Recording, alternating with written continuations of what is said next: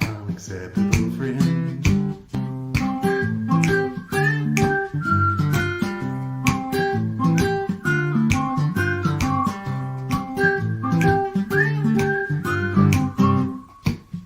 Unacceptable fringe.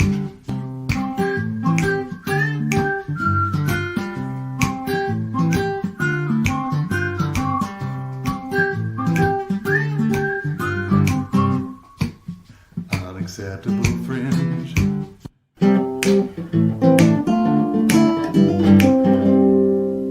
Unacceptable fringe.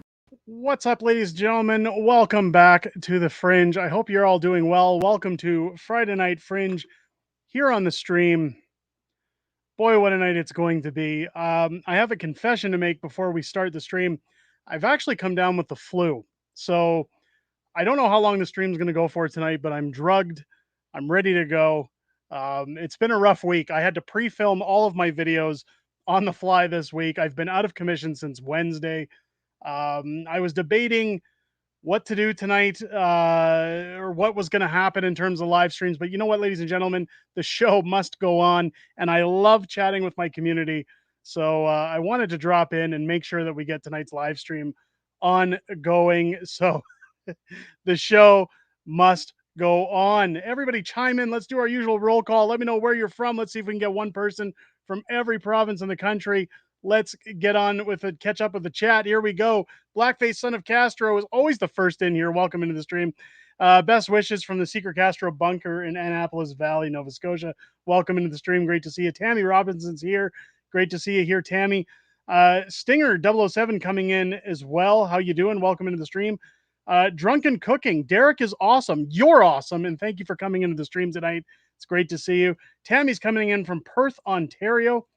Vikram Sim, meet up in Ottawa tomorrow at 11 a.m. Everyone invited, speeches, activities, and a march at the Hill. Dress warm. I was unaware of this, but everybody get to the Hill tomorrow if you're in Ottawa, I guess. Tammy chiming in. Derek is one of the very best. Always truthful, Tammy. I appreciate that. I'm only one of the very best because you, in fact, are the best. Thank you for that comment. I really appreciate it. A lot of lawsuits pending, and it's about time, says Stinger. We're going to get into that. Let's see how else is chiming in here. Mystical's coming in from hell in Norway. No, really, there is a village by that name. There's also a place called fucking in Austria. I don't know if you're aware of that. But that was always one of my favorite things is to mention that town because it's funny as hell. There's a lot of weird. There's a town in I think it's Kazakhstan called Batman. There's an actual town called Batman somewhere. Mike TV Dubs joining in from Winnipeg. Good to see you, Mike. What do we got here? Derek Macbeth jumping in. How you doing, Derek? Welcome into the stream. Good to see you. Honk Tube jumping in as well. Great to see you in the stream. What do we got here? Just outed that 15 Canadian PPE companies now suing Trudeau as he promised to let them make PPE in Canada, and then all had contracts to foreign companies, suing for $5 billion. Is that true?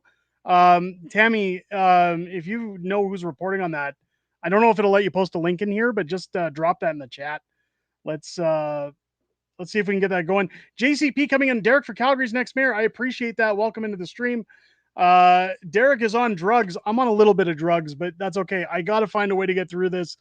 Hopefully I don't projectile all over the desk. And if that's coming, I'll just cut it off. But let's see how we can do with the stream tonight, ladies and gents. As I said, the show must go on. Ange coming in. Good evening, everyone. I love the hat, Derek. Thank you. I wanted to wear this hat for a while. I've been waiting for it to come. It's got the good old Trump hair on the top. I had to find a way to comb it, but it doesn't want to sit the way Donald's hair sits. It's an awesome hat. I'm going to get a lot of looks when I wear this out in public, but it's definitely going to be in my favorites collection. That's for sure. Drugs and a great Trump hat. The show must go on. Yes, it does. Derek's chiming in from Calgary. We've got Kaylee coming in from Moncton, New Brunswick. Welcome into the stream, Kaylee. We've got Jacques coming in from Kapuskasing, Ontario. Welcome into the stream. A lot of comments about the hat. Thank you so much, guys. I appreciate that. Ange is coming in from Huntsville, Ontario, and we've got Mary coming in from PEI. Welcome into the stream. We've got Sean Scotty coming in from Brantford, Ontario. Stinger's coming in from Hamilton. Got a lot of Ontario in here tonight. Christine coming in from Muskoka, Ontario. Welcome in, Christine. Good to see you again. We've got Queen Esther coming in. Good evening from Ontario. Hope you feel better soon. I appreciate that. It's so rough when, like, my son came home Tuesday with a what we thought was about a 24-hour bug, like a super bug. Um, he got really sick at school. Came home. Then my 3-year-old caught it. My wife caught it. Now I've got it. My daughter got it this morning. So we ended up spending Valentine's Day. I had this big elaborate plan. My wife and I usually look, I look at Valentine's Day as a day of consumerism. It's a day to get you to just go out and spend money. Um, my wife and I both agree, don't give into the commercialism. We won't do anything, too crazy for each other.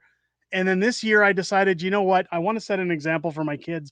I want to show them how much their mother means to me. So I said, you know what? We're all going to go out for dinner this year. I booked a reservation in advance to go out for dinner as a family. And wouldn't you know, we had to cancel and spend Valentine's Day at home with some good old oven pizza. Fun times. It never works out the way you want it to, but I'm hoping to get over this. I think I'm over the rough of it, but we'll see how it goes. But I appreciate the kind words. Thank you so much. We've got Vikram's coming in from Montreal. Welcome into the stream. King Trump says, nice hat. Thank you, Donald. I appreciate that. Non-compliant Canadians coming in from Eastern Ontario. They say that about 15% of citizens have an IQ less than 85. Somehow they all ended up in the Liberal Party. That's a good one. Welcome into the stream. Charlene's joining us as well tonight. Welcome in, Charlene. Great to see you. We've got Versilius coming in up the road in Springbrook. Welcome into the stream. Charlene's coming in from North Bay. Good, good. Welcome into the stream. I am Canadian coming in, watching in New Brunswick. Welcome in. Yes, smash the like button. That's how we get out in the algorithm. Give us a hand, folks. Get us out in that algorithm. Let's get out there so we can embarrass Trudeau. Chris Archer's coming in from good old Saskatchewan. Welcome into the stream. Is that a Soundwave shirt, Derek? You nerd. By the way, I like that. Yes, this is my wife got me this for Christmas, actually. I had a Devastator hockey jersey that she got me with a big old Decepticon logo on the front, and then the Soundwave. I think I can kind of lift it up. It goes all the way down. It's pretty cool. I was huge into Transformers when I was a kid. She thought it would be a cool Christmas gift because let's be honest, with all the stuff behind me, I buy a lot of what I want all throughout the year, and Christmas is always a challenge for my wife. So she bought me these jerseys. Unfortunately, their sizing, because it's the internet, is all over the place, and you probably could have fit 3 of me in the original shirts that came. So they just arrived back this week. So I've been wearing the hell out of them. I love them. I salute you for noticing, Mike. That's awesome. Um, Freedom Honey, Mike is coming in from Canmore today. Welcome in. It's Mike from Canmore.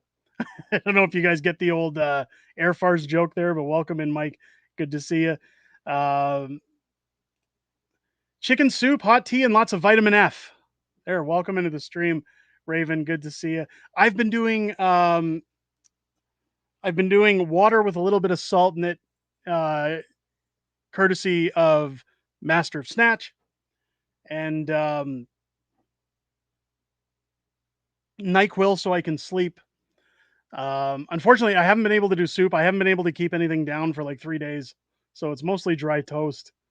But hopefully this weekend I can eat something. Where are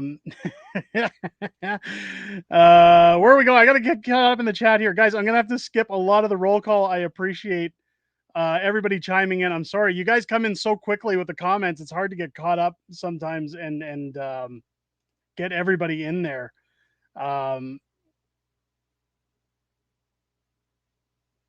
Vikram says we want to meet your wife one day. I'll have to get the straitjacket off and bring her down here. I've driven her nuts. She will come on. She is on Twitter at Miss Fringe. You can follow her over on Twitter. She doesn't chime in very often, but social media is kind of a landscape for her. And I've told her, in fact, she said, "Is there anything I can do for you to help you feel better?" And I said, "You should do the stream tonight because I'm just so sick." And she said, "Now, I don't think I'd carry on a good show." But I told her, "Nah, you could do this. It's not that bad." The pleb jumping in, nice hat, pleb. Where are you? Okay, I seen your tweets. At one point, he was in Istanbul, not Constantinople, and now he's arrived somewhere. And my guess was China, but I don't think it's China. Pleb, where are you? Where in the world is Carmen San Diego? I want to know. But thank you, pleb. I appreciate that. It's a mystery, says pleb. Ah, I'll reveal the location soon. I bet you it's a green screen and he's at home. Pleb green screened his shots on the airplane. He green screened Christine from Toronto. I bet he's at Christine from Toronto's house. That's where he is. And I'm sticking to it. It's sorry, I had to get some liquids in me there. My monitor did not survive the trip across the world. I'm sorry to hear that, man. Better luck next time. Maybe Derek and Miss Fringe should co-host someday. I would love to bring my wife on for a stream. I think it'd be a lot of fun.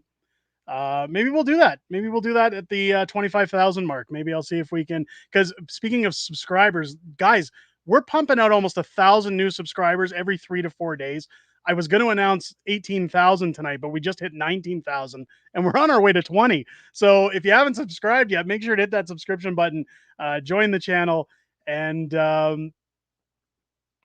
yeah, join us on our streams. Maybe when we hit 25,000, I'll bring the wife in for a stream. It'll be a lot of fun. Yeah, pleb's monitor didn't make it. I want to make content again. Well, you got to be careful with that equipment, man. That's hopefully you're able to get some where you are. That's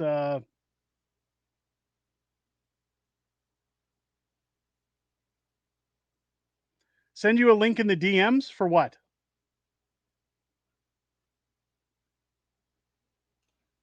Send you a link in the DMs. I'll make a cameo. A link for what? The channel? Is that what you're looking for, pleb? I'm sorry, guys. I don't mean to detract the stream. Is that what? I'll hop on the stream. Okay, let's bring in the pleb. You guys want to see the pleb? Let's bring in the pleb. I want to know where he is. I'm gonna get it out of him. I'm gonna get pleb in here, and we're gonna get it out of him. We're gonna find out where he is, one way or another.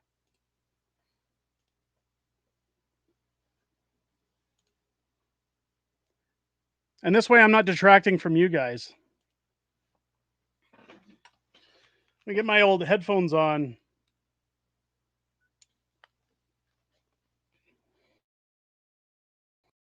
Distract away from the fact that I'm sick, and we can get him in.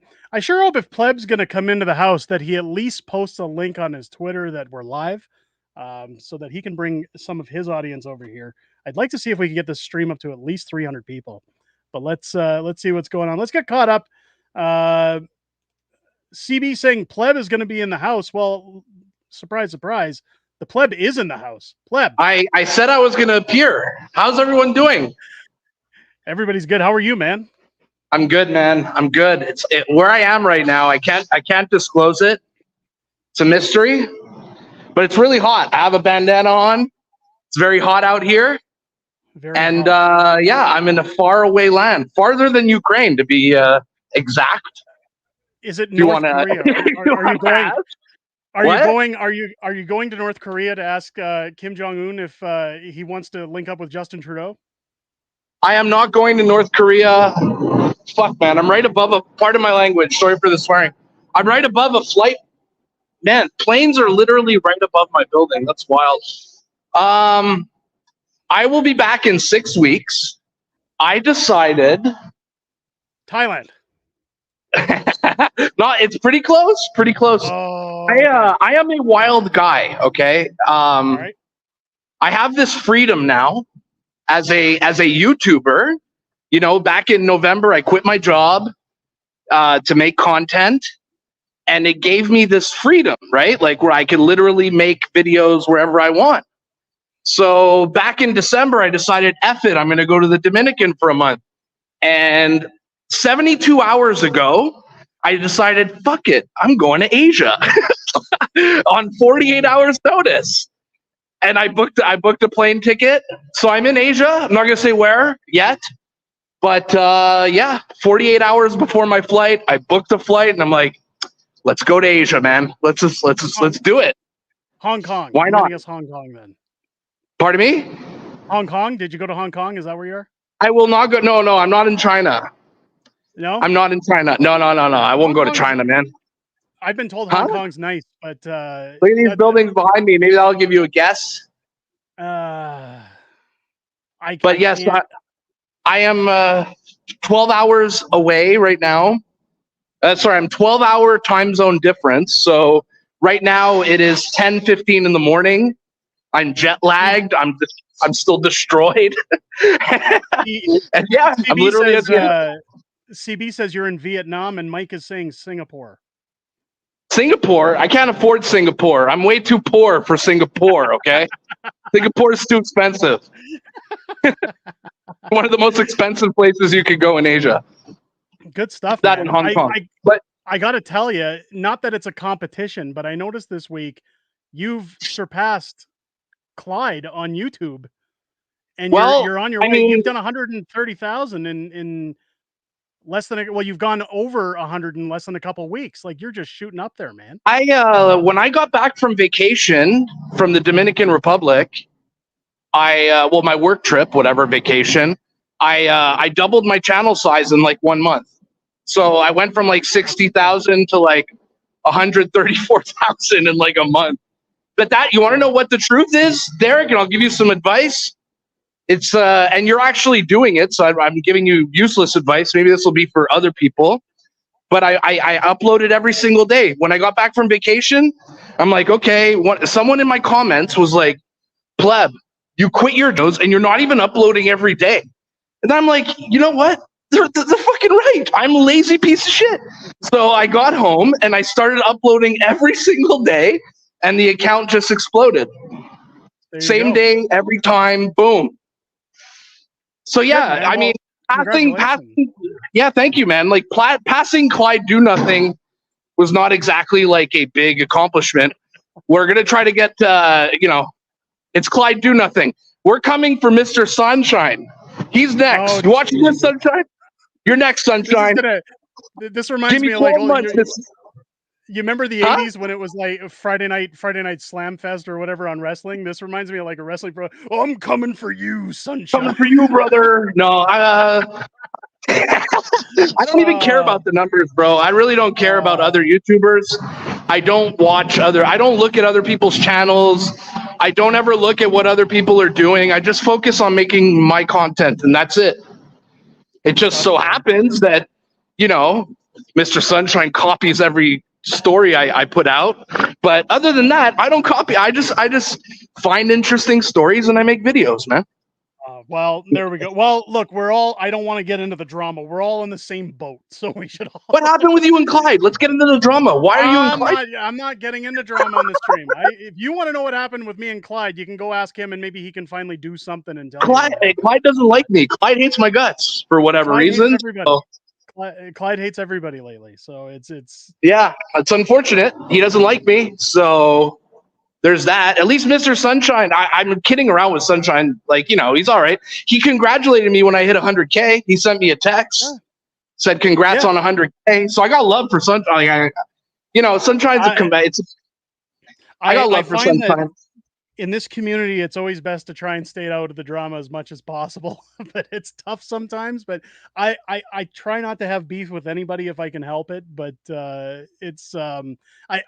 I've never had the pleasure of meeting Jasper. I've sat down for an interview with him, and I've got no qualms. But hey, man, that's the way YouTube works. That's the joys of being in the same realm. I don't put out drama content. I don't focus on other people, bro. I just focus on trashing Trudeau and trashing people more powerful than I am. Well, that's just you won't get ahead. You won't get ahead if you do drama. Right, we're all pushing for the same thing, the same goal, right? So we might as well find a way to coexist. Correct. But what do you make of Pierre today talking about these lawsuits with the truck drivers? Do you think? I didn't see. Did he answer questions? I saw Daisy Media in the House of Commons at a press conference, and I saw the left melting down on X super hard over Dacey being in the House of Commons doing a press conference with his Dacey Media shirt. Yeah, A couple of left-wing accounts were losing it on X. That shit was hilarious. Dacey's done some good work lately, heckling Trudeau outside of his office, especially. Oh man, like that. I covered that in my last video, like where him and Christine were heckling Trudeau pretty hard. Yeah, like, and they're asking good questions. And Christine even asked Trudeau, like, let's talk about scandals. I'll even let you pick the scandal. You pick the scandal. That's so funny, man. It was good. It was brilliant. But they're doing the job that our journalists should be doing, and they're just like, freedom fighters who hang out in front of Parliament, and they're like doing a better job than our media. Absolutely. Well, it's interesting because with this impending lawsuit now from the convoy that are seeking 2 million each. Now, originally, I don't know if you've heard anymore because I'm trying to find information. I put the feelers out with Keith Wilson and a few other people. I keep hearing in one place they're suing the federal government, and then in another place I'm hearing that I heard it's Justin Trudeau and Chrystia Freeland directly that are getting sued. Yeah, so I heard that. That's the last I heard. Okay, yeah. So I know Keean Bexty was saying they're suing them directly, and then other people are saying federally. So I don't know which is which. But Pierre commented at the end of the day, our government's going to pay the bill, right? Like whether Trudeau's getting sued directly or whatever, I'm sure we're going to end up paying for it as taxpayers. But with the amount of waste that we've seen in this country, fuck it. Pay these freedom fighters 10, 15 million each. We give terrorists $10 million. Yeah. Why can't we give more to Tamara Leach, who's like a legit hero, like a Canadian hero?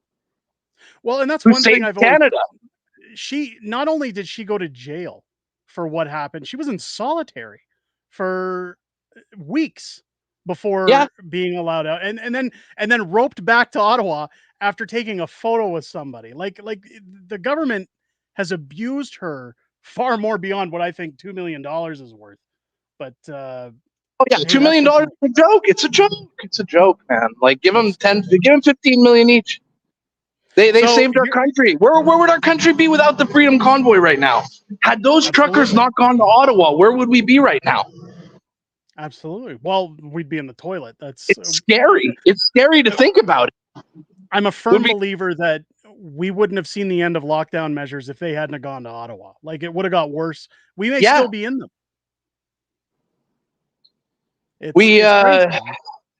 How's my connection, by the way? Is it okay? Good. You're great. Yeah, you're good. Okay, good. All right. So the roaming ain't too bad over here. So here's the question: Are you like packing up out of Canada like Viva style, or is this just like a temporary? No. Well, I'm gonna stick around in Canada till like the next election for sure. I'll be around till we get Pierre in office, and then I might travel. I don't know, man. I might, and I don't think Canada is always going to be my home, and I'll probably always have a place in Canada. Like I still have my apartment still there, but I want to take advantage of this freedom, man. Like I have a successful YouTube channel. I have this ability, this gift to be able to just travel the world and make content wherever I want. It's awesome, and I want to take full advantage of this freedom. I've never in my life been my own boss.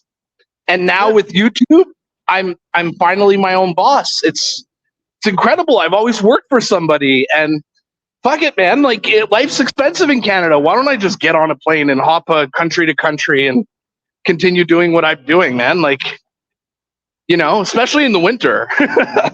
Well, I've always said that being able to talk on a digital soapbox and have a group of people that are interested to listen to anything you have to say is a blessing in disguise.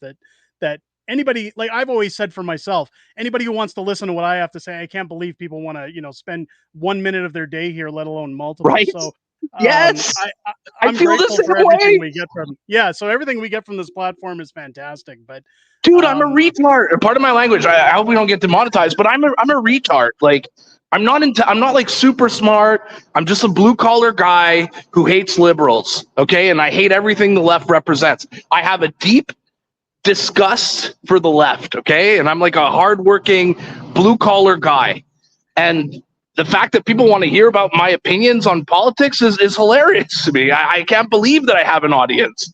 It's crazy. Well, I have imposter syndrome. I honestly feel like sometimes, like, how the hell do I feel like an imposter, like that I don't deserve this, you know? But I don't know if you remember this, but I had you on the channel, what was it, back late last year? And I remember Yeah. sitting down with you, getting cameras organized and lights and saying, "Pleb, get off of Twitter. You need to be on YouTube." Yes. Yes. And you said, I don't know if it's Twitter seems to be where it's at. I'll take a little bit of I'll take anytime you want to give You that and little bit Clyde, of- honestly, like, even though Clyde hates me, Clyde was another one who told me to get on YouTube, and I really appreciate you guys for pushing me towards making content. You guys changed my life, man. I'm just screwing around, but I like your takes. I've always liked your takes, and I think that the rest of the people do now too. My takes, look, I've worked as a garbage man. I've worked as a truck driver. I've worked blue collar jobs the last 15 years of my life. And my takes seriously are what I talk to with other blue collar guys every morning when we show up to work. And I hear the way these guys, I talk like the blue collar worker in this country, honestly. And I know what these guys like. I know what these guys don't like. They fucking hate Trudeau. They fucking hate the carbon tax. Like, I know they don't care about climate change. These are my people, you know, the blue collar people. And I'm able to connect with people like me. And there's a lot of people like me in this country. I think a lot of like working class people. And I think that's why I'm connecting. I'm not trying to sound smart. I don't always use smart words. I'm not pretending to be smart. I'm just being myself. I think that's resonating. Well, I definitely think you have a colorful way of extending your stories, and I think that's what people really love is the comical, humorous nature that things come across. Everybody loves to see dunking on these politicians that deserve it, and I think that anytime, like, I definitely try to stick to the more serious side of things, and I'll throw in my memes and my jokes here and there, but I think at the end of the day, whenever somebody watches the news, like, they're always getting the bad side of things. They're always getting the negative stories, negative sells, right? But with yours, it's a positive spin, and I think that's what drives people to watch that. People tell me at the end of my videos often, like, "Man, Pleb, you're one of the only channels where I finish watching your video and I feel good about the world." You know, like, I feel good after I watch your videos. And that's what I want. I want to give people hope, and I want to ridicule the left. Man, the left is a comedy goldmine, and it bothers me that, like, these people are not being mocked enough, especially the woke people. You know, people are scared to make fun of wokeness. It's a comedy goldmine. Real comics will jump all over that shit. These people are not, they're cartoons. The left is a cartoon. You need to mock these people into oblivion. Give them no respect. Mockery. That's what I do. Well, so let's say now you've talked about the possibility of a future after an election. What if things were to change in Canada? What is the possibility of the pleb 5 years from now and running for office, being a based pleb? Oh God, not this question again. No, there's a reason I asked, dude. I see it on social media all the time. Okay, I get that in my comments all the time, and here's the thing. If I was like a member of parliament, I would be neutered. I would not be able to speak the way I like to speak. I would have to kiss up to my boss or the leader of my party. I don't want to do that. I would rather keep doing what I'm doing, talking the way I talk, delivering the message I deliver, and not have a boss. Like, if I ran for office, I ultimately have a boss. So I don't want that, you know? And the only reason I would run for office, though, and I'll tell you this, is that if I were to run for office, I would build a monument for the Freedom Convoy truckers. Like, that would be like my thing. Like, we would get a monument built for the heroes who showed up to Ottawa and took on the government that fateful winter. That would be the only thing I'm interested in. So you've literally you've read my mind, because so if I get the mayor's seat in Calgary, You know, the mayor's always spending millions of dollars on these art projects. That's the one thing where I've said we should do something like that. So maybe what you should do, pleb, move to Calgary, run as a counselor, and then I'm your boss, and I'll let you speak however you like, and you won't have to answer to I anybody. appreciate it, but I mean, I'd be taking a big pay cut. Well, Running. I'd be taking a pay cut, and I'd probably be taking a pay cut becoming a member of parliament too. Other than maybe we'd live stream from city council meetings. It'd be great. I would have to apologize right away for something, something I said. I think it'd be great. I think it'd be funny. It would be funny. It would be funny to go in there because I have a trollish side, and I would probably use my position to troll, to be honest, Absolutely. and mock my colleagues. But yeah, no, I don't know, man. Like Office, it's really cool that you guys like consider me as someone you would want to see representing you. But nah, man, I'm in a good position now, and I love what I do. And I would not want to be neutered. I would not want to be neutered. You can't, there's like parliamentary language and like, how many times, like so many words you can't say in parliament. You can't make fun of people. I don't know, man. I think that would be pretty depressing. Yeah. Yeah. Right? It's I think you'll be good. You'll be good. As Calgary mayor, you'll be good as a mayor. Like you're not like me. You don't have that crazy personality like I do. You're a straight facts, reasonable kind of guy. Me, the pleb's a wild card. The pleb's a complete wild card. So I think you'll do a very good job as mayor. And I'm just going to continue making content. And I'm going to take this account to 1 million subscribers. Watch. Within 24 months, I will get this to 1 million. I will have a gold plaque. There you go. Where are you at now? You're growing. You said you were adding like 1,000 subscribers every couple of days now? Yeah, I hit 18 on Sunday and then 19 on Wednesday. So I mean, it's just going and going and going. Like we're on the cusp of 20 and then upwards and onwards, man. So wow, it's going to be good. I'm looking forward to it. I'm looking forward to building this community and getting more word out. And I keep saying some of us have the best communities on the planet, especially the freedom community. And I love spending time with them. That's part of the reason why, even on my deathbed today, I said I'm coming out for a stream. I'm not going to get down because the community needs to get their voice heard as well. So now that you're up to like 20,000 subs, I think it's time to upgrade your setup a little bit. That's one thing I've done, Derek, the whole way is I've slowly upgraded my setup. I bought a better microphone, sound mixer, monitor. I can't fit any more arcade. Oh, you want me to get better equipment? Oh, I thought you meant more behind me. I was like, I can't fit any more arcades in here, man. You should definitely get a better microphone, and up your production a little bit. Yeah, take it to the next level. First of all, your lighting could use improvement. And that's not even an expensive upgrade. That's like maybe 50, 60, $100 tops. A good microphone. These things actually matter, and you're essentially investing into your channel. And like when I started my channel, I spent $4,000 and I put it on a credit card and I said, you know what? I'm just going to invest. This is an investment. I had nothing. I didn't have a computer. I didn't have a desk. I didn't have monitors. I didn't have a camera. It started with scratch. I took $4,000.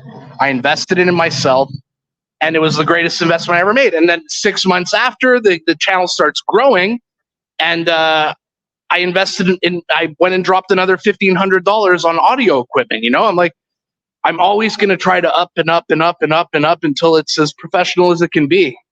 And I would advise you, the small thing like a microphone will make a big difference. Well, we can always afford to do better. That's for sure. Derek or Chris Mason says, I need a dancing girl playing pinball in the background. I agree with that one. For the stream, I think we could definitely do with something like that. Sorry, I'm not trying to shame you, by the way. Derek, this is not shaming. I'm not shaming you. No, because I started with like an entry level. Yeah, no, it's all good, man. It's no. I'm catching up in the chat here. I've got what's the chat saying? Anyone have any questions before I go? I'm not gonna be on for much longer. Yeah, plebs. I mean, Master Snatch is chiming in. Pleb, you should try not to be braggadocious. He's not being braggadocious. There are people in the chat right now that make more money than top 5 Canadian YouTubes for politics. Okay, that's we'll move on from that one. We're not going to start drama on the stream. Oh, they're starting drama. It's all good. Let the haters hate. Let them hate. Let's, Whatever. Hate's good for when will business. Haters. I'll take haters as much as I'll take fans. White Raven saying, pleb, when will you get pregnant? I'm already Men pregnant. can get pregnant these days. Are you? I'm already pregnant. Look at me. I'm about 10 years overdue, I think. That's what the gym's for. That's although I haven't figured out where to put the tampons yet, so I'm still working on that one. But Yeah. that's So the chat thinks I'm braggadocious. Oh, Yeah, think, well. No. One does, but here Charlene's trying to say, Hug the farmers. I'm going to keep covering the farmers. That's another reason my account exploded. That's another reason my account grew really fast. I covered farmers. I covered the farmers since the start of the farmers' protest, and people they appreciate that. And I'm gaining subscribers all over the world. It's not just Canada. I'm gaining subscribers in Europe, Australia, England, Norway, like all these crazy countries. Just because I'm covering the farmers, you should definitely be covering the farmers, man. Like this is one of the craziest protests of all time going on right now in Europe. And so all these countries are united. It's wild. Yeah, I have a story in the works because of the rules that are being inflicted on India right now because of the protests. So I'm working on that. I will be covering it. Somebody's asking, do you go to Australia, pleb? Australia. I'd like to go to Australia one day, but I mean, it's like I don't want to leave Canada to go to another version of Canada. Like when I leave Canada, it's to escape the woke shit. And if I go to Australia, I'm just going straight into the wokeness over there too. You know, the Trudeau wokeness in Australia. So yeah, I travel to escape the woke shit. So that's why. Maybe if things change in Australia, but nah, not for now. Vikram says, I want to see the pleb driving a Segway around Ottawa like Paul Blart. Do you still have your wheel or whatever that is that you ride? I have not, ever since I started the YouTube channel, I have not driven that wheel. I've just been too busy. But yeah, dude, that thing is wild. Electric unicycle is wild. It's a fun time on that. If you, I could see you chasing Mark Garrettson around in Ottawa with a mic. That would be pretty good. Oh man. Okay, well I'm gonna let you go, man. Good seeing you in the chat, everyone. I'll be back soon. Yep. Good hanging out on the channel. Thanks for stopping by, man. You take care and enjoy your trip. Love you guys, man. I'll see you guys back in like 1 or 2 days. Just got to find a monitor on Facebook Marketplace, and then I will be back to making content every day. Love you guys. Bye. Take it easy, pleb. Thanks for stopping by. Ladies and gentlemen, the pleb. That was unexpected. I didn't think we'd be bringing the pleb into the stream, but there we go. It's always good to catch up with him. I haven't actually sat down and chatted with him on stream in, well, just over a year, actually. It's been quite a while since we've sat down. Now, we do keep in touch over Twitter and things like that, but that was crazy. I did not expect that. That was run of the mill, but that's the way the pleb rolls, you know. It's just hey, I'm jumping in, let's go. And let's chat a little bit about what I wanted to get into and what I was trying to get into a little bit before Freedom Convoy lawsuits. We talked about this briefly this week, and again, I was mentioning the pleb. I'm covering stories now, trying to figure out if it's Justin Trudeau and Chrystia Freeland solely that are being sued, or if it's the federal government. Like pleb said, either way, you know, we got to pay for the lawyers that go to court and everything else. It's on the taxpayers, but I'm damn happy to see the Freedom Convoy stepping up and getting what's theirs, keep in mind, it's not just Tamara or Tom Marazzo or the main key players in the Freedom Convoy. I believe they're up to 18 complainants now or something in this lawsuit. I'm just seeing if anybody's chimed in on the chat that maybe knows a little bit more than I do. See, Kian Bexty had reported that they're being sued directly, and then other places have said the federal government. So I want to make sure I've got it accurate. Charlene says the feds are being sued. It's not personal. Okay. Well, again, I've put the feelers out for my contacts. Again, I'll be going through the legal side of it. So like Keith or Eva, or somebody like that, so that we have accurate information. I don't want to ask like Tamara or anybody like that, because it can cause waves within the community and stuff, or for her pending lawsuit. So I don't want to have her talking about anything if she doesn't have to. But as soon as I've got a definitive, not to say Charlene is wrong, but I don't know who's right and who's wrong in this, because I've heard both. So we will get for sure confirmation from those that are involved, and we'll report on that. Um, this week, Maid Rage. I've got a video coming out tomorrow. Yeah, weekend video, guys. I know everybody hates it. Uh, but I tried to get everything in I could this week, and unfortunately I couldn't. But what's this Mark Harris from the Liberal Party with his Maid Rage? I don't know if you guys caught wind of this.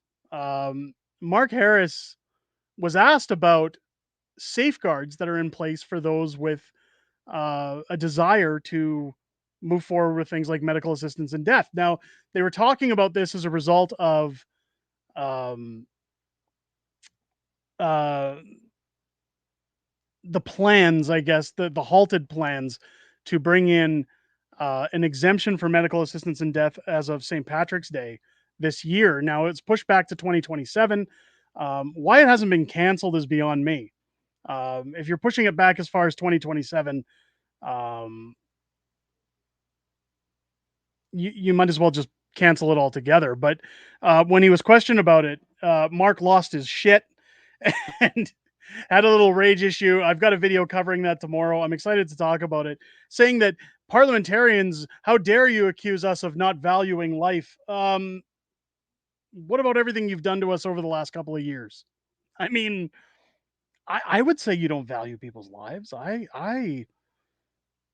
That's what I'd call it. Yeah.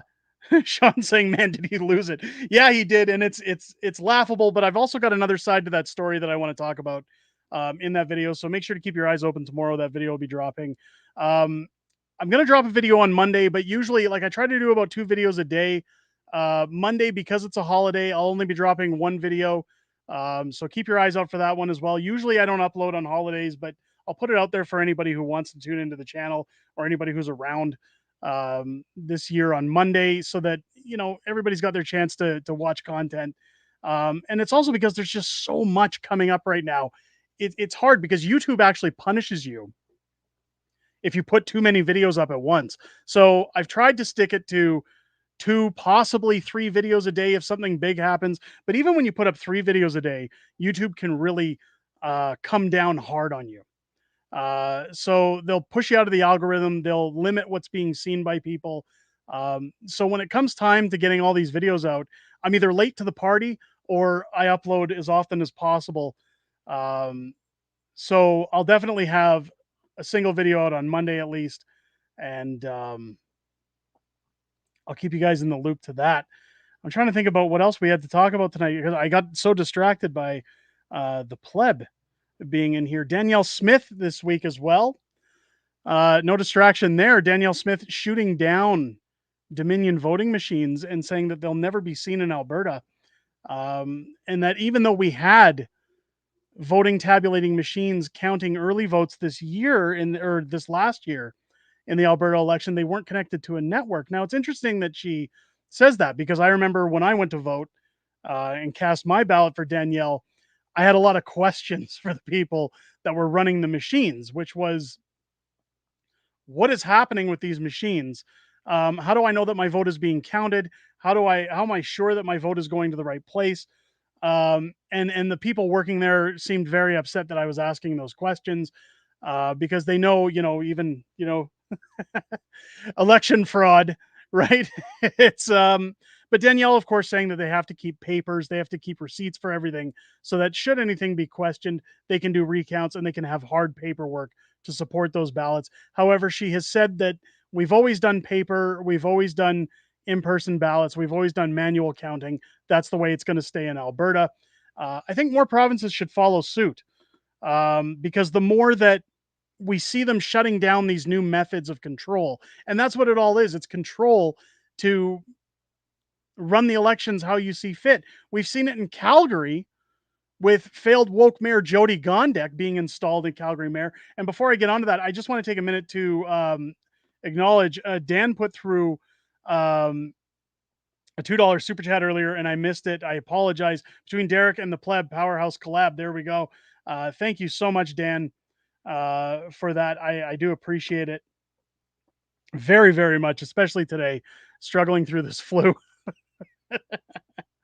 It's a struggle. But Jody Gondek, um, Dan McLean this week, whom a lot of people, somebody said in my comment section, I usually try to stay out of the comments, um, but I'll sometimes catch, one or two that I want to reply to. If it's late at night and I've got time to catch up, I'll go into comment sections and start reading comments. Eventually, I do get to them all. So don't think that your comments aren't being read. But somebody in my comments had said, I was very biased towards Dan McLean, and I'll speak on that a little bit because I think it's important that people know where I stand, especially running for mayor.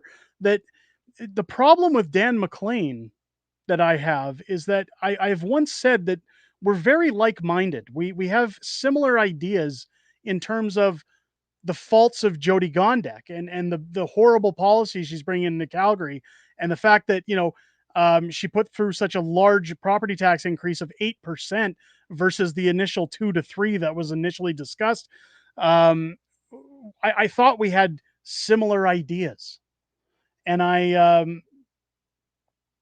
reached out to Dan at one point and said, "Hey, we should do something together when it comes time for this election to go, because I'd like to have more like-minded people on city council when I run for mayor." I also had approached him at one point and asked him if he was planning to run for mayor, because if that was the case, because we were so like-minded, I may have considered stepping down to as low as going out for a counselor's position again, so that we're not both battling for the same job and we've got more like-minded people on city council. The problem is that it came to light late last year that Dan McLean had phoned in a city council meeting while he was out on a golf course. Now, the problem I had with that is that Dan McLean was out golfing with a bunch of home developers.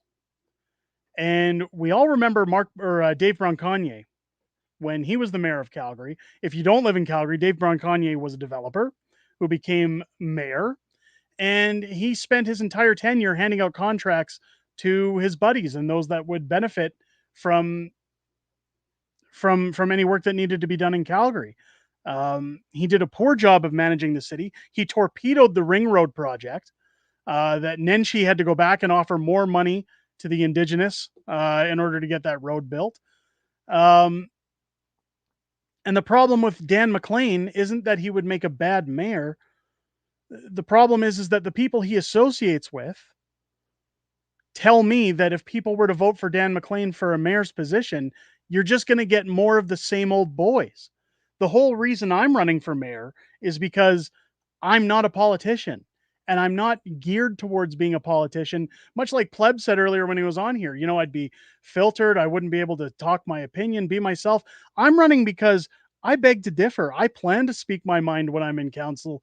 I don't want to hold my opinions on a leash. I don't want to hold back. And I'm going to tell counselors how messed up their ideas are if they're still going to try to bring these woke ideologies or terrible politics to the public. It's one of these things that um, I think is important, is that somebody holds these clowns to account. And with Dan McLean, I feel like you're going to get more fence sitting politics. And the reason I say that, and I've mentioned it in another video, is that I questioned Dan McLean about having to show proof of your jabs when you were going to restaurants and movie theaters and things like that during lockdown. And he was running for a counselor's position, and he didn't answer me until lockdowns had ended and until it was safe to talk about those things and you were avoiding scrutiny. Then he talked about it. I asked him, are you running for mayor? Do you have plans to run for mayor? He beats around the bush and he doesn't want to say anything. And I understand there's a certain strategy to things, but anytime I've questioned him, he comes back and sits on the fence a lot. Whenever people have said that they're mad about something like this new bag bylaw that's in Calgary, that's one of the reasons, by the way, that a lot of people have put towards this recall notice for Jody Gondek. So if you don't know about the bag bylaw, because we've talked about it to great extent, every time you go to a drive-through now, you're to pay for a bag. So if you buy a Big Mac meal at McDonald's, you owe 15 cents for the bag that it comes in. You have to request your napkins. You have to pay for um, all these unnecessary things. And it's just a way for them to punish you for supporting businesses, even if they're multi-million dollar conglomerates. But Dan McLean came out and said, I was against this. I was against this bill. And now all these Calgarians are mad and talking about it. Well, my question for Dan McLean is, why weren't you creating a stink when they were talking about the bill before they passed it? That's the problem, is Dan McLean didn't speak out about it until Calgarians were mad, until Calgarians were voicing their opinions. Then he said, oh, I'm one of you guys. I agree with you. And again, I'm not faulting the guy. I'm just saying, if you're tired of politicians who play the same old safe politics, the same old, I got to be careful because of my job, you're not going to get that from me as mayor. I really don't care if I offend you, and I don't really care if I hurt somebody's feelings. I'm there to do a job, and I'm there to do the best job I can for the 1.7 million people that live in this city. And if that offends you, I'm sorry, not sorry.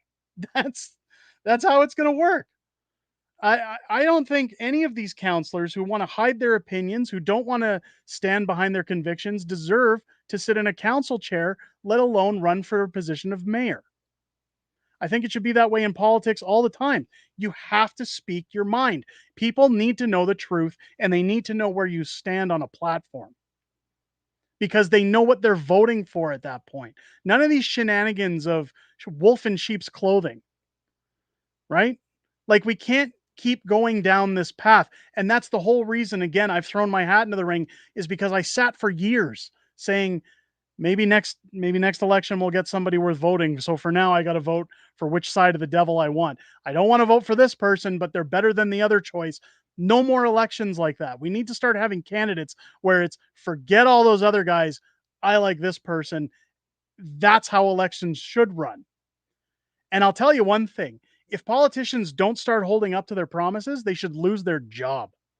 They shouldn't be allowed to come out and praise to the skies all these things that they want to make possible and say, I'm going to lower taxes, and I'm going to give you guys 1 day off a week and paid from your employer, and I'm going to I don't know, whatever they say they're going to do, and then they turn around and do none of it. They can't promise the moon and deliver stones. that's that's it's unacceptable. Fringe. A little bit of marketing to come into play there. Uh, Tammy jumping in. The electric vehicle market is crashing faster than Trudeau's political career. Here's the problem with the electric market. Look at that. Jasper's jumped into the stream. How you doing, Jasper? Welcome into the stream. Maybe we'll get, I don't know, Jasper, if you ask for a link now, it's going to be like pandemonium, because everybody's asking for links tonight to join in the stream. By the way, Jasper is going to be making an Alberta-bound trip. I'm hoping to catch up with him when he comes out to Alberta. But it's good to see you in the chat, my friend. Welcome into the stream. It's good to see you. The electric car market, and I've always said that if you want to buy an electric car, I've never had a problem with that. I worked in the automotive business for over a decade before I left that job to stay home with my kids and then get into writing a few years later. The whole reason I left the automotive business was that my wife and I had 2 children. And when my wife was leaving from maternity leave from my second child, she says, look, daycare is going to cost $2,000 plus a month. I'm not a homebody, and I really like my career. And I says, well, by the time I'm done paying taxes, by the time I'm done, I'm only making a couple hundred more every month than what we'd be paying a daycare. So why don't I just stay home with the kids? Then they have the benefit of having a parent at home. And it's great that we were able to do that, but we understood that that came with certain drawbacks. You know, our family income scales back. You know, things are a little bit tighter, but our kids were getting the benefit of always having somebody home. My kids are lucky enough to go to school in our neighborhood. So even if my wife takes a car to work, I can walk my kids to school. If they need to come home, they can walk home from school, and somebody is always here for them. I found that to be so beneficial. Um, but when it came to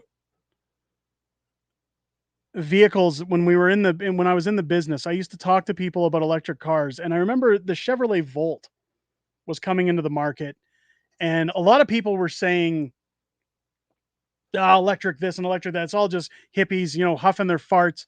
And, and we'd always reference that South Park episode where the guys were talking about electric cars in San Francisco and sniffing their butts. But I always said that I thought the Volt, which was a hybrid battery and electric, in the sense that it would use electric until it ran out of juice and then use fuel to generate electricity. I said, I don't think it's the answer, but I believe it's the start. And this isn't a mash at Teslas or anything else. The problem is we're in Canada, and the cost of buying one of those vehicles is exponentially high. Now, I used to debate this constantly. The last dealership that I worked for in my automotive career was an Infinity dealer. And I was talking to a guy once who came into the shop, and he said, I'm getting rid of I'm going to get rid of my QX80, which is an SUV, and he says, and I'm going to get a Tesla." And I says, "Holy crap!" And he says, the maintenance on this thing is just too expensive. And I said, "Well, a Tesla is like $120,000." And he said to me, "Okay, well, let's scale it back." He says, "Let's talk about that." And he says, the QX80 runs around $75,000 at the time. And he says, and that's an entry level. If you want a different trim, if you want, um, leather or add on, he says, let's bump it up. And I said, okay, fair enough. Let's say $85,000 just to be safe. And he says, okay, $85,000. He says, every 20, 60, 80,000 kilometers I'm doing here for a massive service that costs me 800, 1,000, $1,100. And he says, and every time I come in here and pay that, plus the regular maintenance I have to do to this vehicle and the fuel that I pay to drive in this car, you add all those things up. And he says, I'm in a vehicle that's fully warranted, that I'm not paying for anything aside from stuff that wears and tears. And it's covered. And I started to turn around and say, you know what? That makes sense then. I can understand when there's a thinner margin between a luxury vehicle and an electric car, why you would go that route. But for governments to be touting that the average citizen should go and buy a 6-figure car, that doesn't make sense to anybody. Especially when they're, exploding and you can't put them out. And we live in a country where there's snow on the ground 6 months out of the year. It's not feasible. But what a lot of people don't realize with electric cars is that with an electric vehicle, when you charge in the wintertime, you're not getting a full charge, even if it says it's fully charged. You turn on your electric car, you're only going to get about 50%. Tammy's saying they have a water engine coming. Well, there you go. There's no way we should be building an EV battery plant. So average cost to maintain EV every year is 64 or 67.45 USD. I agree. I agree. My landlord has a Kona EV, but can't drive it much in the winter. The Dodge Ram is the winter vehicle. There you go. It's, again, I got no problem with it. This is the same thing when it comes to people saying, you should vote this way, or you should identify certain ways or live a certain way. Everybody's got the right to choose what they want to drive. Now, a lot of people that I personally know that have bought an electric vehicle or like a Tesla do it from a luxury perspective. They certainly don't do it because they're worried about the environment. And I can assure you, anybody I know that owns a Tesla has another vehicle that is not electric. It's not a thing. It's kind of what I don't like about the whole situation is that this isn't a consumer market deciding over time that they want these types of vehicles, or that they're a vast improvement over things. This is the government telling you how to live. And that is the problem that I have. No government on any place in this planet should be able to tell you what to put in your body, who you can talk to, when you can have people in your home, what you should drive, how much money you should make, where your money should be going. You know, my old man used to say when I was a kid, he'd say, move out of my spot on the couch. And I'd say, what gives you, well, why do you think I should move? And he said, because I pay taxes. I've got the right to tell you to move. And that's the thing. If you're paying your taxes, you should have the right to take care of your own business. You should be able to be responsible for yourself. Once the government has your taxes, that should be all of your obligations to the government completed. They should not have a position to tell you you're not allowed to go outside, you're not allowed to go shopping, you're not allowed to buy anything unless it's essentials because viruses hang out in the other aisles of stores. Um, they shouldn't be allowed to tell you we're going to censor what you can see on the internet, or we're going to tone down what you watch, or we're going to censor um, warning labels on things because it ruins our investments. Like, what's happened in the last 8 years has truly shocked me. It doesn't shock me anymore. I'm no longer on the verge of being shocked about uh, the clown politics that I see in Canada's government. Because just when I think it can't get any worse, it gets worse. But it's shocked me in the last 8 years to see how quickly Canadians have put their hands up in the air and given up basic rights and then said, govern me harder, daddy. Like, I can't understand why anybody would have ever thought the government reaching out to say, we need more power, we need more ability to control your life would ever convince people it was a good idea. I'm going to give you a basic principle lesson on life and take it how you want. If any government in the world, in any country comes to you and says, we need more power than we currently have, do not give it to them ever. There's a reason they don't have that power to begin with, and it's because they will abuse it.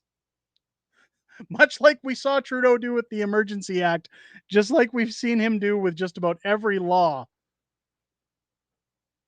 It's so sad. I never thought we'd get here. I mean, look, guys, that's about as good as an unhinged fringe that you're gonna get tonight or a rant. I can't. Oh, I'm so sick. I got to be honest. I'm grateful that the pleb came in for a bit because I don't know how I would have got through this stream without somebody else taking the reins. Um, it's I mean, Tammy chiming in again. Look how easy it was to convince people, and not only convince people, we set people against each other. We turned family members on each other. We had friends walk away from other friends. We had banks freeze accounts. We had all over a disease, a flu. Come on. How simple it was for them to do that. And I'll be honest, I fed into it for the first little bit, like 2 weeks.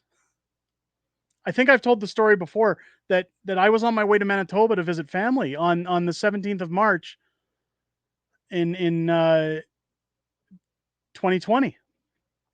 And while we were at the airport, they said they were waiting for Justin Trudeau to make an announcement. And we boarded our plane, and by the time we had landed, he had announced that we're closing down stores, we're closing down everything. You're not allowed to go to restaurants, you're not allowed to go anywhere. 2 weeks to flatten the curve. Before that, all I had seen was the jokes about toilet paper being in short supply and hand sanitizer and the crazy lunatics that were grabbing up everything like it was doomsday. But when we landed in Manitoba, there was a huge, huge wake up call because to me, it was something similar to like 9/11, where you get off the airplane and you go, holy crap, the world has changed. Like, I can't believe I'm living in this time. This is like living in a bad movie. Um, is this really what's going on in the world? Are people going to die? Like, I remember landing and getting into our hotel room, and even the hotel was like, you can't come out of your room unless you're going straight to your car. The pool's shut down. My kids were scared. They were very young at the time. They were very scared. Um, and I remember going to the airport and saying, listen, because they weren't answering, the phone lines were all bugged up. So I had to drive to the airport and ask them to book an earlier flight to come home. And they got us home a day earlier and billed me $800 to fly home early. All because I said to my wife, hey, maybe it's time to start taking this serious. Daniel coming in with a $2 super chat. Thank you. We don't stop until the Fringe is crowned mayor. There we go. I appreciate that. Thanks so much. I appreciate that. We flew home early. And I remember sitting close with my kids on the plane, trying to ensure, I don't know why in my mind I thought that it would protect them from getting sick. You're flying in a giant tube in the sky. Like, there's going to be things circulating in the cabin, the recycled air that goes around. Again, my mind was in Looneyville, but I came home and for 2 weeks, I sat and watched the news. I watched TV. And I was scared. I was genuinely scared about what was going to happen. But the more that it got pushed and the more it got recycled and the excuses, and the more I started to see politicians going on vacations while we're at home and all of these arbitrary things happening, I slowly started to go, hold on here. I'm getting duped. And that's when things changed for me. But what shocked me was there were so many people, the vast majority, I might add, that clung to that and just refused to see the light. Oliver Ruff becoming a channel member, I appreciate that. Thank you so much. Welcome to the Fringe. I had to lie to family members and say I got the jab just in order to see them. That was depressing. I don't know what to, I lost friends during those lockdowns because they'd got the jab and I refused. And they said, you're dirty. You're a dirty unvaxxer. We can't have our kids or our family around you and your family. You guys are all going to die and we're not going to care because you won't get this jab. You're being selfish. You're killing us. Everybody remember those stories? Such a shameful, shameful time in our history.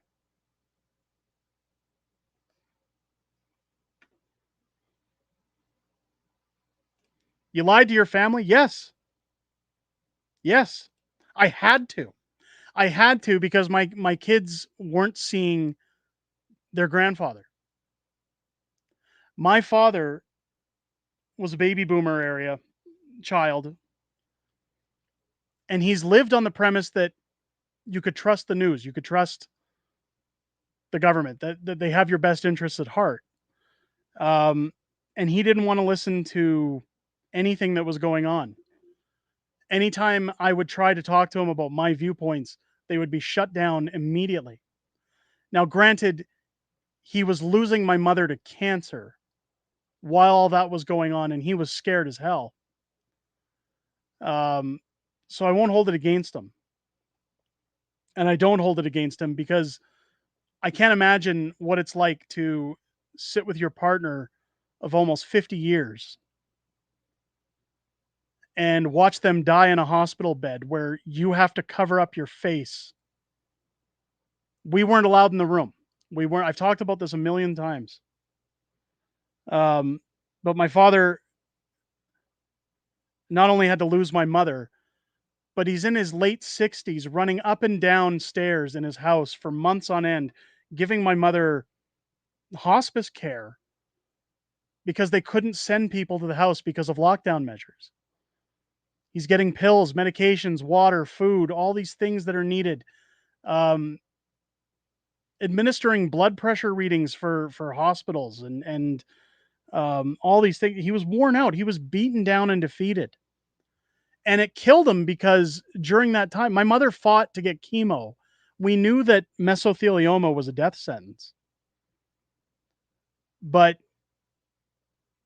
she fought to stay alive as long as possible, especially when she found out we were pregnant with my third child, whom she only got to hold once. But my father was very adamant. If you don't get that vaccine, I'm not coming around. I'm not going to talk to you. I'm not going to be around. I'm not going to have you over at my house. He lost my mom, and he was convinced it's going to kill more people. I don't want to lose more family members. So I've always said no amnesty, and I certainly don't blame my father for having those opinions. Some of the things he said during lockdowns really pushed myself, even my wife, back. My wife was like, I've known your dad almost 3/4 of my life, and I'm shocked at the things that are coming out of his mouth. But he was scared. He was scared. And when I want to hold people to account, I look at the government. I look at the government who pushed everybody there through the media, through their rhetoric, through their regulations, through their abuse of the law. I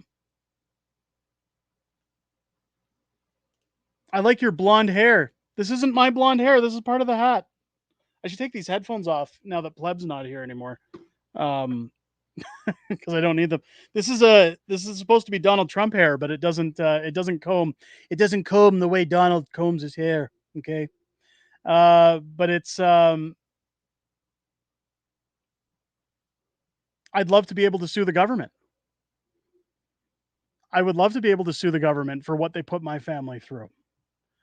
A lot of people asked me, what was your defining moment of the lockdowns? What was it that made you decide you'd had enough? And it's what pushed me to want to write How the Prime Minister Stole Freedom. And it's what pushed me to want to think about things like running for office or to make change. I hate and despise the government. And I don't use the word hate lightly, but I hate Justin Trudeau, and I hate Chrystia Freeland, and I hate Marco Mendicino, and I hate the Canadian government. I had to stand 10 feet away from the room my mother died in because they had to take my temperature. Because God forbid my dying mother get COVID. I had to get a phone call. I had to get a phone call while I was waiting for somebody to check my temperature to say, your mom's dead. She just died. And while you were standing here like a dumb idiot, waiting for your temperature to be taken, she passed. And what hurt more than being allowed in that room was the fact that I promised my mom before she went into that care that I would look after my dad. And I'd already failed because I wasn't there for him when it happened. And there are so many other families that had to deal with that. And there are so many other families that had to deal with worse. And I will never forgive Justin Trudeau or the Liberal government or even those in the NDP or the Conservatives that voted against people's rights during the pandemic.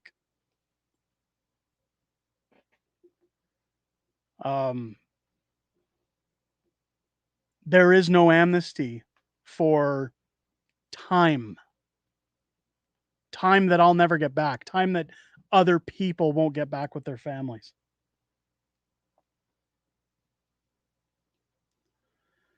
We've experienced in our family reactions to the jab. People that no longer can walk, that stutter, that have seizures daily. And doctors immediately back up and go, oh, I'm not going to say what this is from because my job's on the line. What about your oath to do no harm? When does that come into play?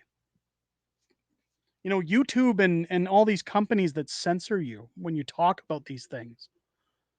What's on their conscience when other evidence comes to light that this wasn't what we were told it was? We've seen it with puberty blockers now. I covered everybody bitching about Danielle Smith saying, "Oh, she's trampling on the transgender community." And it even says in BC's natural health orders, well, we don't know the effects of puberty blockers yet and if they're fully safe until the first generation of people take them. So they're going to sit there and say, you should be giving these things to kids under the age of 17, but we don't know the long-term effects. We don't know what's going to happen to your children. And that's coming from BC Health. We don't know the long-term effects, but they're safe. Sound familiar? It's disgusting.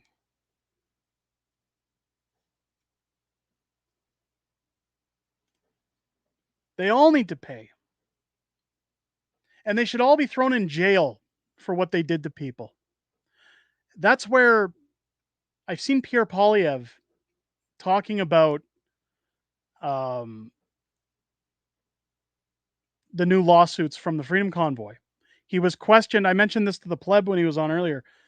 The Freedom Convoy, he was questioned about his stance on the Freedom Convoy suing the government. And Pierre Poilievre just said, I hope the Charter of Rights is upheld, meaning he stands with what the truckers are doing.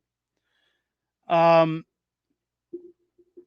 then he goes on to talk about Arrive scam and how it falsely imprisoned people in their homes. He talks about how people were wronged from an app that cost hundreds of millions of dollars, probably, or what is it that he's given out to that QC logistics company or whatever it is, $250 million in contracts. If Pierre Poilievre is worried about the people who were improperly imprisoned in their house because of Arrive scam, what about the people who were led in their house for 2 years to stay inside, to not have Christmas with their families, to not have Easter, Thanksgiving, to not see each other, to not go outside, to not touch another human being? I'll tell you right now, my children have significant social issues because at the prime of their lives, when they were supposed to be in kindergarten, grade 1, grade 2, learning social structure, learning how to make friends, playing sports, getting acquainted with people, learning how to communicate, building friendships, none of that happened because they were at home doing it like we're doing it right here on a computer screen. I'd like to see Pierre Poilievre come out and talk about those people. Every single Canadian that is due an apology and accountability for what this government did to every single one of us. People who lost their jobs because of these lockdowns. People who were told, if you don't get this procedure, you can't work here anymore. But we're not coercing you. That's just our policy. That's coercion. However you want to say it, it's coercion. And that's what I really hate is that every time these committees go in place or these testimonials, they always sit and go, well, we never coerced anybody. We just said that if you didn't get it, you couldn't work here anymore. That's coercion. And then they say, well, no, it's not. That's just our policy. That was just our policy. We wanted to protect everybody. It's coercion.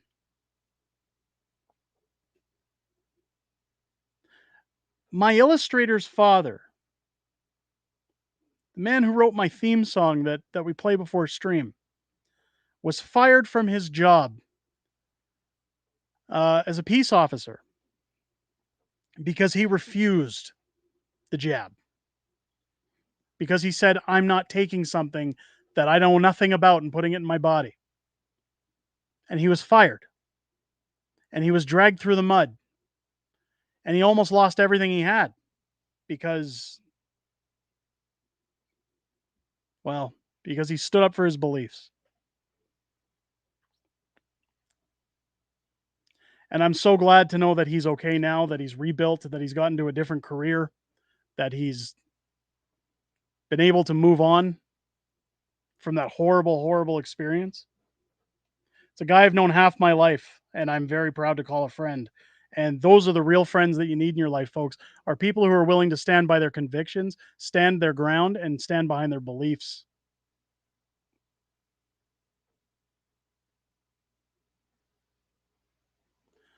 I've always said, you do what you want to do. Um, whatever's best for you. You have a doctor. If you trust your doctor and if you want to talk to your doctor and your doctor tells you what's best for you, you're the one making the decision for your body. If I was to tell people what to do with their bodies, I'd be no better than the government. If I was to judge anybody for what they did to their body, I'd be no different than the government. And with the level of hatred that I have for this current government, I would never, ever in my entire life wish to be associated in any way, shape, or form by them or comparison to them. Um,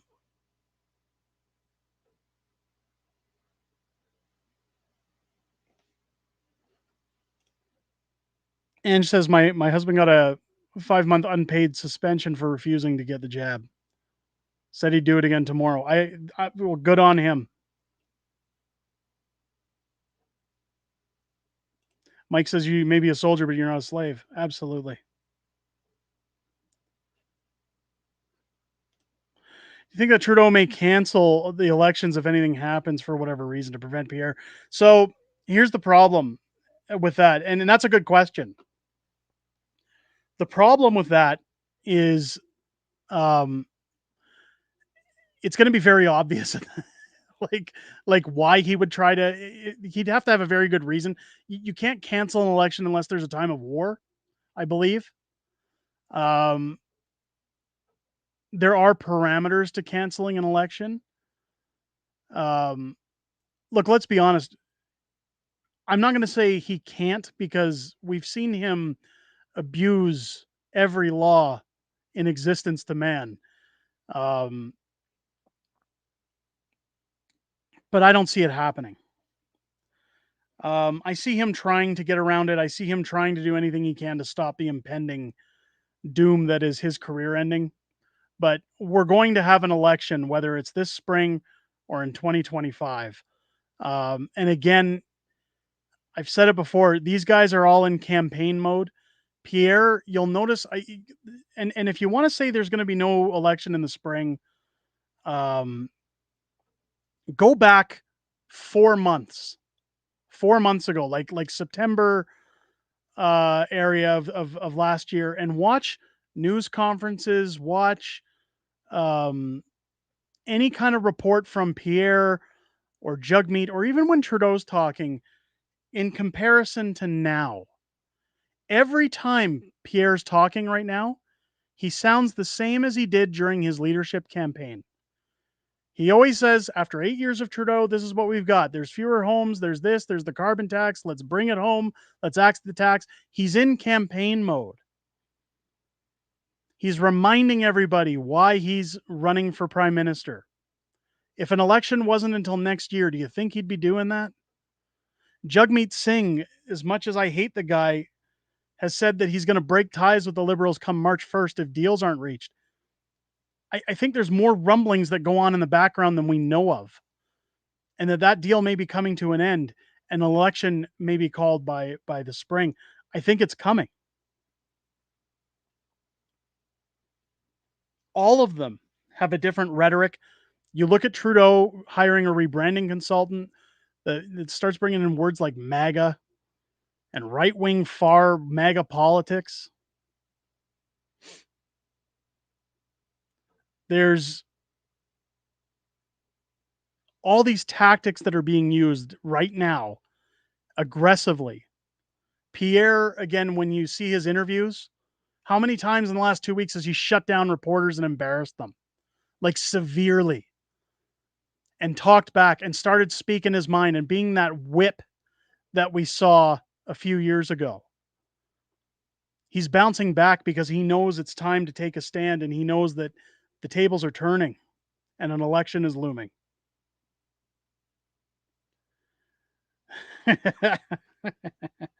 I like that Mega Man reference. That's a good one. That's that's a good one. I liked the WTF. Where's the funds? I liked that too. See, I liked that because it gave the House an opportunity to be embarrassed, because rather than apologize for saying WTF, he simply just, and he knew that was coming, simply stood up and said, "Where's the funds?"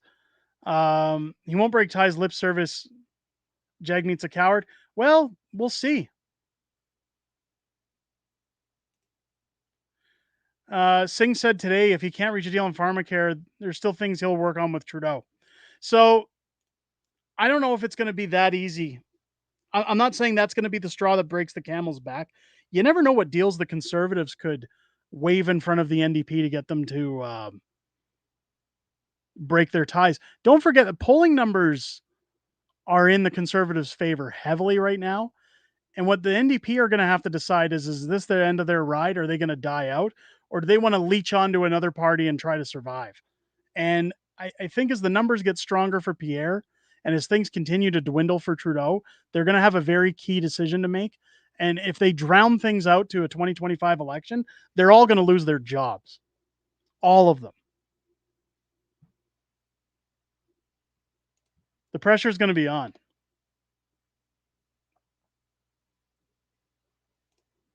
Jagmeet will break funds or else his party will kick him. Yeah, they can do that. There's the comment of the night. The Bloc has no business representing one province being in federal politics. Look, I've had my opinions about Quebec for ages, and no offense to anybody living in Quebec, I've been saying it for a long time. They wanted to separate. They wanted. Do you guys remember how ridiculous it was when the referendum came around? And they said, "Well, we want to separate from Canada, but we still want our tax dollars. We still want our payouts every year from the government." And I was sitting there, even as a teenager, I was sitting there looking at the television, saying, if you don't want to be part of Canada, why are you still getting our money? No, you don't deserve our money. If you want to separate and be your own country, then be your own country. That's bullshit. I find Quebec, and I'm not talking about the people, there's good people in Quebec, but the politicians that run Quebec have this raw sense of entitlement that is unfathomable to anyone else. And it's part of what makes me really hate the French, because I find it so mind-boggling. It's crazy. T Rich says payouts from Alberta. Quebec gets more payouts from Alberta than any other province in the country. We pay out billions of dollars. And what I don't understand is how Quebec can sit there and say, well, we don't want energy east. It's dirty and filthy. Yet they pour raw sewage into the Great Lakes uh, and, and take our billions of dollars and tout about how great of a province they are and how much money they have. I got news for you, Quebec. If we shut the taps off tomorrow, you're back to being a have-not province. Deeply have-not. You would be in debt. Your province would be vastly in debt. You wouldn't be able to afford half the programs that you currently have running in Quebec. It's unreal. Unreal. Well, ladies and gentlemen, we are going to have to wrap up the stream because, again, I've told you before, I am very, very ill. I still have this flu. I think my drugs are starting to kick in because I'm sounding a little more clear. However, I do have to, before we go, I am doing a draw tonight. I told you guys we would be doing a draw. So just let me pull up my randomizer here because I'm going to pull, again, one lucky channel member. Now, I let you guys know at the beginning of the month that I have 3 copies of Hold the Line, The Ballad of Tamara Leach, my book that we did as a thank you to Tamara and the truckers for everything that they did. But Tamara has autographed the book. She's been kind enough as to autograph the book. And I will be autographing the book as well. I'll be giving that away to one lucky member here on the channel tonight. And I'm going to do a random draw right now. I'm running the randomizer. So don't everybody leave, because if I pull your name, you're going to have 1 week to get in touch with me or else I'll have to redraw. So keep in mind the book is autographed by Tamara. It is autographed by me as well. In order to be in the draw, all you have to do is be a channel member, folks. It helps support the channel, and this is my way of giving back a little bit. So I will be giving that away.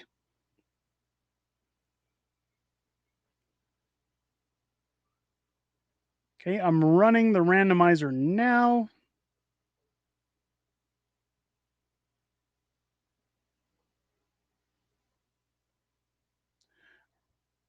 Rick Robitaille. Rick Robitaille has been drawn from the randomizer. So Rick Robitaille, you have 7 days. What is it? Like the ring? 7 days. 7 days to catch up again. Rick Robitaille, you've won the first draw for Hold the Line, the Ballad of Tamara Leach, autographed. And I will sign it as well and mail that off to you. I will post the email to contact me at here in the chat.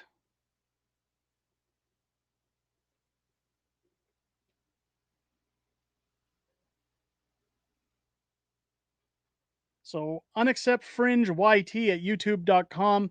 I'll post that up on the screen just in case you're not here in the chat while this is being drawn. But Rick Robitaille, email me at unacceptfringeyt at gmail.com.